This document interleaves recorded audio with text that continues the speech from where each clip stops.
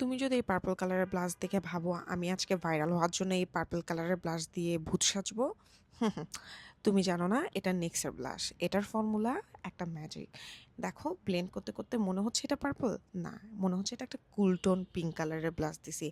And formula দেখো, and আমার চিক্সের glow দেখছো, মনে হচ্ছে যেন একদম সানকিসড গ্লো।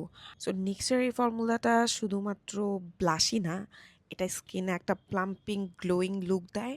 আর এত সুন্দর ব্লেন্ডেবল ফর্মুলা, পার্পল কালার হওয়ার পরও এটা আমার স্কিনের সাথে ম্যাজিকের মতো মিশে গেছে। মানে মনেই হচ্ছে না আজকে আমি একটা পার্পল কালার ব্লাশ দিছি।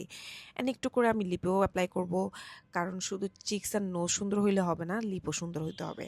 বাট লিপে দেওয়ার পর যেটা আমি ফিল করলাম, এইটা কিন্তু একদম টিন্টের মতো ছিল আমার লিপে। মানে অনেক লং টাইম ছিল, আমি লিপ যখন মুছে ফেলছি, মানে টিস্যু দিয়ে যখন মুছে ফেলছি, তখনও কিন্তু এটা স্টেইন ছিল।